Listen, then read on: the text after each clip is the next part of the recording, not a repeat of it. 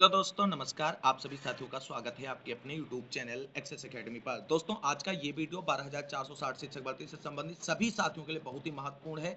चाहे वो साथी जिनको नियुक्ति पत्र निर्गत किया जा चुका है और जिनके स्कूल अलॉटमेंट की प्रक्रिया 27 जून से शुरू होगी, चाहे नियुक्ति पत्र होल्ड वाले साथी हों और चाहे रिक्त पदों पर थर्ड काउंसलिंग कराने को लेकर के प्रयास कर रहे अभ्यर्थी हों, सभी को बहुत ही महत्वपूर्ण जानकारी इस वीडियो के माध्यम से डिस्कस करने वाले हैं। आप सभी से निवेदन है कि वीडियो को बिना स्किप किए हुए अंत तक देखें, जिससे वीडियो में शेयर की गई सारी जानकारी को आप आसानी से समझ सकें। वीडियो में आगे बढ़ने से पहले छोटी सी रिक्वेस्ट है कि प्लीज वीडियो को लाइक करें, दोस्तों में शेयर करें। जितने भाई बहन चैनल पे पहली बार विजिट कर रहे हैं और अभी तक चैनल को सब्सक्राइब नहीं किया है, प्लीज चैनल को सब्सक्राइब कर लें आगे की लेटेस्ट अपडेट पाने के लिए।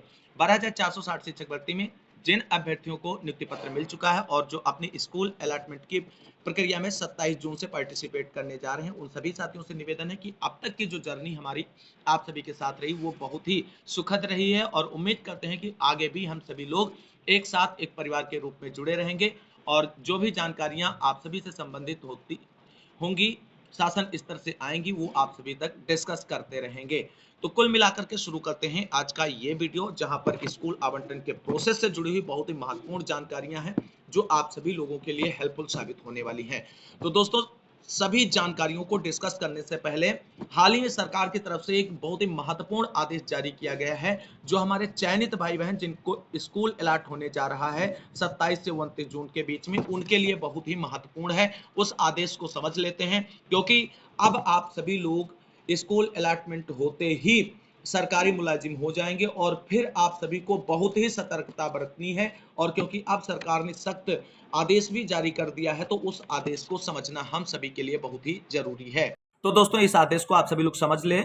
देखते हैं, बिना अनुमति मीडिया में अपनी बात नहीं कह सकेंगे सरकारी कर्मी। नियुक्ति विभाग ने अफसरों कर्मचारियों के लिए जारी की गाइडलाइन। लेकिन अगर आप कोई कलात्मक, साहित्यिक और वैज्ञानिक लेख है आपका, तो उस पर कोई प्रतिबंध लागू नहीं होगा।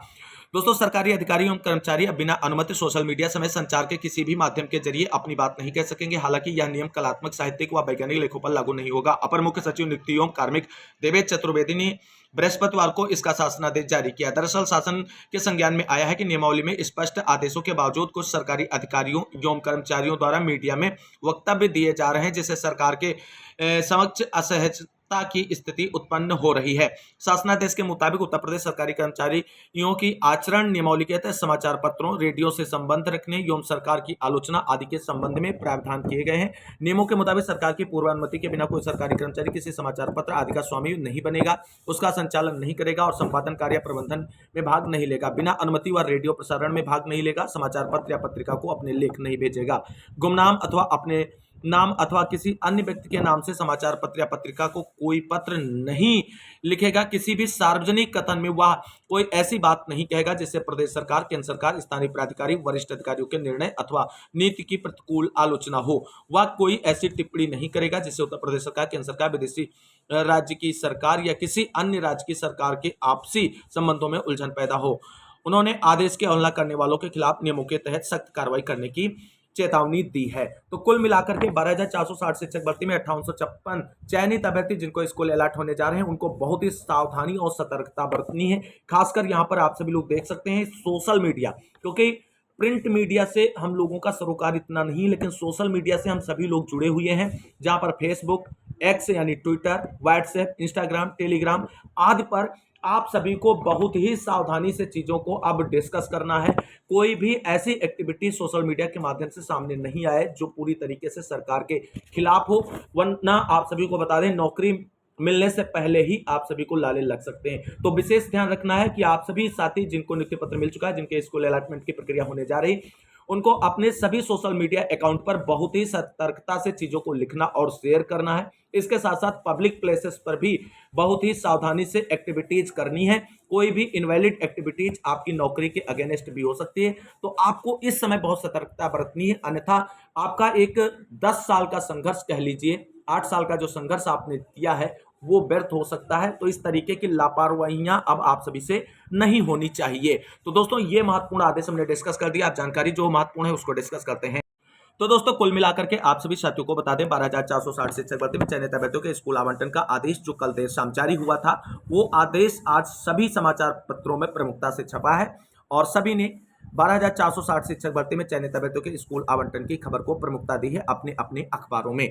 किसी ने कहा है कि 3 दिनों के अंदर पूरी होगी स्कूल अलॉटमेंट की प्रक्रिया और 1 जुलाई को विद्यालय ज्वाइनिंग कराई जाएगी 12,460 शिक्षक भर्ती में शामिल अभ्यर्थियों को। और किसी ने अन्य टाइटल के साथ खबर को प्रमुखता दी है। तो कुल मिलाकर के उस पर नजर न डालते हुए अब हम बात कर लेते हैं स्कूल आवंटन की प्रोसेस को लेकर के क्या इंपॉर्टेंट खबर है। दोस्तों, सबसे बड़ा प्रश्न ये निकलकर सामने आ रहा है कि फर्स्ट और सेकंड काउंसलिंग के अभ्यर्थियों को एक साथ स्कूल आवंटन की प्रक्रिया में पार्टिसिपेट कराया जा रहा। अब इसमें जो सबसे पहला प्रश्न बनता है अभ्यर्थियों का वो है कि फर्स्ट काउंसलिंग वालों को बेस ऑफिस पर स्कूल अलॉटमेंट के लिए कब जाना है और सेकंड काउंसलिंग वालों को स्कूल आवंटन के लिए बेस ऑफिस पर कब जाना है। तो दोस्तों, एक बात यहां पर आप सभी को कंफर्म कर दें कि 27 तारीख के अपराह्न यानी दोपहर से आप सभी के स्कूल अलॉटमेंट की प्रक्रिया शुरू होगी। तो 27 तारीख को सभी को पहुंचना है और इसमें फर्स्ट काउंसलिंग और सेकंड काउंसलिंग का इंतजार नहीं करना है। फिर भी आप सभी को बता दें, जिला बेसिक शिक्षा अधिकारियों की तरफ से स्कूल आवंटन की प्रक्रिया को लेकर के विस्तृत दिशा निर्देश का आदेश जारी किया जाएगा, उसका इंतजार करें आप सभी लोग। उसको लेकर के भी महत्वपूर्ण अपडेट है और उससे क्लियर हो जाएगा कब किसी जाना है। हालांकि आप सभी को यहां पर एक चीज क्लियर कर दें कि 12,460 शिक्षक भर्ती में मोस्ट ऑफ द जो कैंडिडेट हैं वो अदर डिस्ट्रिक्ट में जाएंगे स्कूल अलॉटमेंट की प्रक्रिया में पार्टिसिपेट करने के लिए। तो ऐसे में सभी साथियों से निवेदन है कि 27 तारीख से स्कूल अलॉटमेंट की प्रक्रिया शुरू होने वाली है। तो 26 की शाम को ही आप सभी लोग निकल लें घरों से, जिससे आप सभी को किसी भी प्रकार की कोई असुविधा या धापी ना करनी पड़े स्कूल अलॉटमेंट की प्रक्रिया के लिए। खासकर दिव्यांग भाई बहन जो हमारे हैं उनसे निवेदन आप जरूर है कि वो जरूर हर हाल में जो है 26 की शाम को निकल लें, जिससे किसी भी प्रकार की उन्हें असुविधा का सामना ना करना पड़े। क्योंकि आप समय से पहुंचे होंगे तो प्रक्रिया जो होगी उसमें आपको टेंशन नहीं होगी, किसी भी प्रकार की कोई दिक्कत नहीं होगी और आराम से आप काउंसलिंग जो है स्कूल अलॉटमेंट की उसमें पार्टिसिपेट कर पाएंगे। तो कुल मिलाकर के अब यहां पर एक सबसे बड़ी जिम्मेदारी बढ़ जाती है होम डिस्ट्रिक्ट वाले अभ्यर्थियों की। तो जितने भी अभ्यर्थी हमारा ये वीडियो देख रहे हैं और स्कूल आवंटन की प्रक्रिया में पार्टिसिपेट करने जा रहे हैं और उनको अपने ही होम डिस्ट्रिक्ट में स्कूल आवंटन की प्रक्रिया में पार्टिसिपेट करना है, उन सभी साथियों से करबद्ध निवेदन है कि दूसरे जनपद के जितने भी अभ्यर्थी आपके विद्यालय आपके यहाँ स्कूल आवंटन की प्रक्रिया में पार्टिसिपेट करने के लिए आएंगे, उनकी हर संभव मदद होम डिस्ट्रिक्ट वाले अभ्यर्थियों को करनी है, हर प्रकार से करनी है।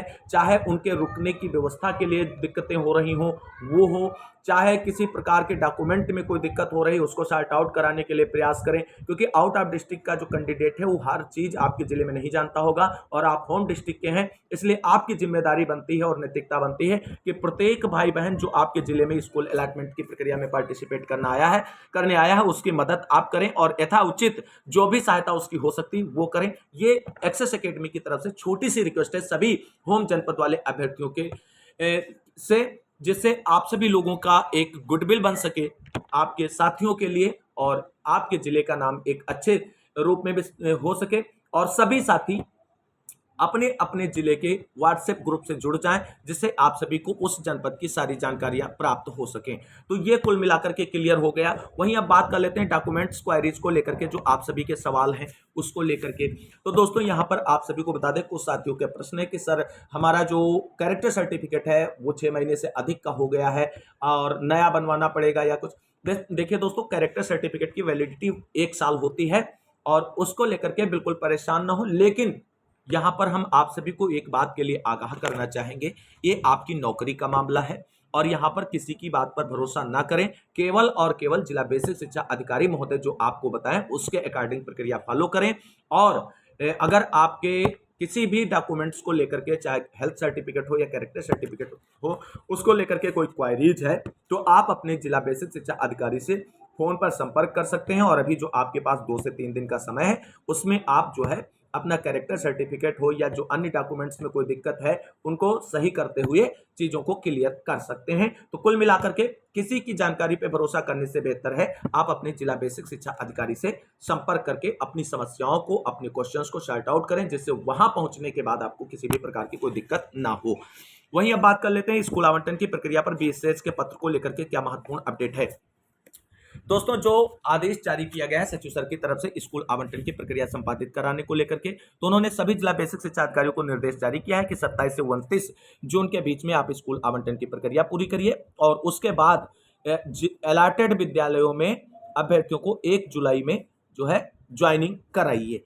अब आप सभी को बता दें इस आदेश के अनुपालन में जिला बेसिक शिक्षा अधिकारियों की तरफ से ऑफिशियल विस्तृत निर्देशों का एक आदेश जारी होगा और उसमें सारी चीजें बिल्कुल क्रिस्टल क्लियर होने वाली हैं। क्या करना है, किस तरीके से वो करेंगे प्रोसेस, फर्स्ट काउंसलिंग वालों को पहले बुलाएंगे या सेकंड काउंसलिंग वालों को पहले बुलाएंगे या सभी को एक साथ बुलाएंगे, फिलहाल वो चीजें बिल्कुल क्लियर हो जाएंगी। और कुल मिलाकर के अगर आज आप सभी को बता दें जिला बेसिक शिक्षा अधिकारियों की तरफ से आदेश नहीं जारी होते हैं स्कूल आवंटन की प्रक्रिया से संबंधित, तो सोमवार को आप सभी को सभी जिला बेसिक शिक्षा अधिकारियों की तरफ से आदेश जारी कर दिए जाएंगे। उम्मीद है कि आज देर शाम तक कुछ जिला बेसिक शिक्षा अधिकारियों की तरफ से आदेश रिलीज कर दिए जाएंगे। जैसे ही आदेश रिलीज होंगे उनके बारे में आपको जानकारी देंगे और उसके सारे पॉइंट को एक्सप्लेन करेंगे। बाकी आपकी कोई क्वेरीज या क्वेश्चन है तो आप हमसे भी पूछ सकते हैं, लेकिन बेहतर ये होगा आप अपने जिला बेसिक शिक्षा अधिकारी से पूछें, तो वो आपको पूरी चीजें क्लियर बताएगा और जो चीजें आपको वहां पे लगनी है, किस तरीके से क्या होना है, उसके बारे में क्लियर जानकारी वही दे सकता है। बाकी आपको कोई जो है जानकारी दे उस पर भरोसा करने से बेहतर है कि आप अपने अधिकारी की बातों पर और जानकारियों पर भरोसा करें। तो कुल मिलाकर के दोस्तों ये तो बातें हो गई स्कूल आवंटन के प्रोसेस को लेकर के महत्वपूर्ण अपडेट। अब यहाँ पर दोस्तों एक प्रश्न और उठता है साथियों का कि 1 जुलाई को ज्वाइनिंग के बाद हम लोगों को सेटल होने का समय दिया जाएगा या नहीं दिया जाएगा। तो दोस्तों बिल्कुल क्लियर कट यहाँ पर आप सभी को बता दें, आप सभी को स्कूल अलॉटमेंट के बाद जो है 1 जुलाई को विद्यालयों में ज्वाइनिंग करा दी जाएगी और 1 जुलाई के बाद आप सभी लोगों को सेटल होने के लिए विभाग की तरफ से कोई छुट्टी नहीं दी जाएगी और आप सेटल होने का अपना जो है व्यवस्था कर सकते हैं कुल मिलाकर के। और आप सभी को एक बात बता दें कि शहरी क्षेत्रों में विद्यालय नहीं मिलने वाले हैं, ये आदेश में स्पष्ट मेंशन है। ग्रामीण क्षेत्रों में ही आप सभी को अपने डेरे जमाने पड़ेंगे विद्यालयों के रूप में, वहीं पर आपको ज्वाइनिंग मिलेगी। तो और आप सभी को एक बात यहाँ पर और क्लियर हो गई होगी स्कूल आवंटन आदेश आने के बाद। कुछ लोग ये कह रहे थे कि हमारा जुलाई से साइन हो रहा है, जनवरी से साइन हो रहा है, जनवरी से सैलरी जुड़ेगी या ये होगा वो होगा, तो बिल्कुल क्रिस्टल क्लियर हो चुका है कि 1 जुलाई को आप सभी का ज्वाइनिंग होगा विद्यालयों में और 1 जुलाई से ही आप सभी को वेतन मिलेगा। ये बिल्कुल कंफर्म है, अब इसमें किसी भी प्रकार की कोई दिक्कत नहीं। और एक चीज और आप सभी को बता दें, जो विद्यालय में ज्वाइनिंग आप सभी की 1 जुलाई से हो जाएगी। 1 जुलाई से सारी आपको सुविधाएं वो मिलेंगी जो सरकारी अध्यापकों को मिलती हैं, चाहे सीएल हो, ईएल हो या अन्य किसी प्रकार के अवकाश हैं, वो आप सभी को मिलेंगे और पूरे मिलेंगे, पूरे सेशन के मिलेंगे। इसको लेकर के किसी भी प्रकार की कोई दिक्कत आपको अपने मन में नहीं रखनी है। फिलहाल पहली प्रायोरिटी है कि स्कूल अलॉटमेंट की प्रक्रिया कंप्लीट हो और आप सभी लोगों को विद्यालय में ज्वाइन कराया जाए। उसके बाद आप सभी ज्वाइन किए हुए अभ्यर्थियों की तरफ से एक धमाकेदार पार्टी अरेंज की जाए। अब बात कर लेते हैं दोस्तों नियुक्ति पत्र होल्ड वाले साथियों के लिए क्या है महत्वपूर्ण खबर। दोस्तों 12,460 शिक्षक भर्ती में चयनित अभ्यर्थियों के स्कूल अलॉटमेंट की प्रक्रिया को लेकर के जो आदेश आया दोस्तों, उस आदेश में स्पष्ट मेंशन है कि स्कूल अलॉटमेंट की प्रक्रिया उन्हीं अभ्यर्थियों की संपादित की जाएगी जिनको नियुक्ति पत्र मिल चुका है, यानी जिनके हाथ में नियुक्ति पत्र है। तो होल्ड वालों से जुड़ी हुई बड़ी खबर से आप सभी के बीच डिस्कस करने से पहले एक और स्कूल आवंटन की प्रक्रिया से इंपॉर्टेंट पॉइंट है, उसको जरा डिस्कस कर लेते हैं। तो दोस्तों सबसे पहले यहाँ पे बात आती है कि स्कूल आवंटन को लेकर के बीएसए की तरफ से क्या प्रोसेस फॉलो किया जा सकता है। तो आप सभी को बता दें विद्यालय आवंटन वाले दिन, जिस दिन आप सभी का विद्यालय आवंटन होगा, आप सभी लोग बीएसए ऑफिस पहुंचेंगे अपने अपने और वहां पर आप सभी को एक हाल में बिठाया जाएगा और विद्यालय आवंटन वाले दिन बीएसए की लॉगिन आईडी पर 2 सूचियां अपलोड होंगी। पहली सूची वो होगी जिस क्रम में आप सभी को स्कूल आवंटन की प्रक्रिया में पार्टिसिपेट करने के लिए अंदर जाना होगा, यानी चॉइस फिलिंग के लिए अंदर जाना होगा। और दूसरा पॉइंट, दूसरी सूची उन विद्यालयों की सूची होगी जो आप सभी को अलॉट किए जाने हैं। तो ये एक पॉइंट रह गया था, इसको डिस्कस कर दिया। अब नियुक्ति पत्र होल्ड वाले साथियों से जुड़ी हुई महत्वपूर्ण अपडेट डिस्कस करते हैं। दोस्तों कल आदेश आने के बाद नियुक्ति पत्र होल्ड वाले अभ्यर्थियों को बड़ा झटका लगा। विभाग की तरफ से पूरी उम्मीद थी कि नियुक्ति पत्र होल्ड वाले साथियों के नियुक्ति पत्र रिलीज करते हुए साथ ही में स्कूल अलॉटमेंट की प्रक्रिया में पार्टिसिपेट कराया जाएगा, लेकिन आदेश में ऐसा कुछ भी मेंशन नहीं है। अब दोस्तों आप सभी को बता दें नियुक्ति पत्र होल्ड वाले जितने भी साथी हैं उन सभी साथियों को 200 हैं, 400 हैं, एकजुट हो जाएं, संगठित हों और खुद लीडर बने। ये चीज आपको समझनी होगी, खुद लीडर बने। और आप सभी का समाधान अब एससीईआरटी के अधिकारियों से ही होगा। कोई भी जिला बेसिक शिक्षा अधिकारी आप सभी के जो नियुक्ति पत्र को अनहोल्ड नहीं कर सकता है।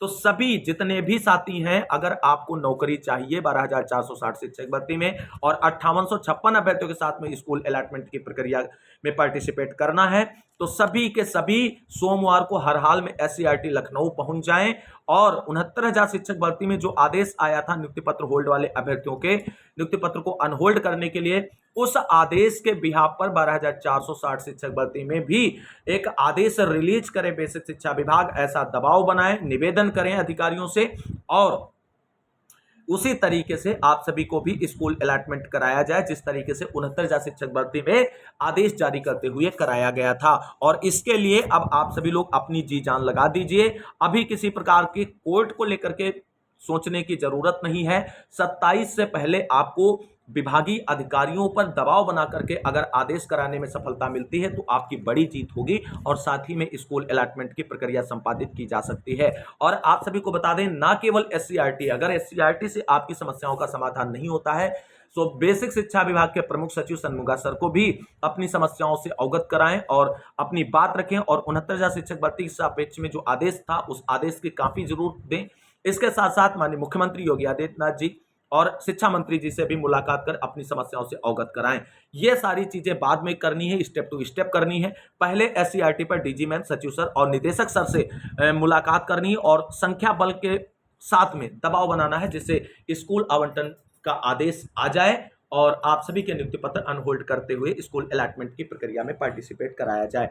दोस्तों, अगर आप सभी लोग अभी नहीं जागे और एकजुट होकर के प्रयास नहीं किया तो आप सभी लोगों के जो नियुक्ति पत्र होल्ड है वो सीधे वैकेंट मानते हुए थर्ड काउंसलिंग के लिए प्रोसीड ऑन कर दिए जाएंगे और वहां पर भी अभी आप सभी को बता दें जो है एक लंबा इंतजार करना पड़ सकता है। तो कुल मिलाकर के उम्मीद करेंगे कि नियुक्ति पत्र होल्ड वाले साथी अपने हक और अधिकारों के लिए जल्द प्रयास करेंगे और उन्हें सफलता भी मिलेगी। अब बात कर लेते हैं रिक्त पदों पर थर्ड काउंसलिंग के लेकर के क्या महत्वपूर्ण अपडेट है।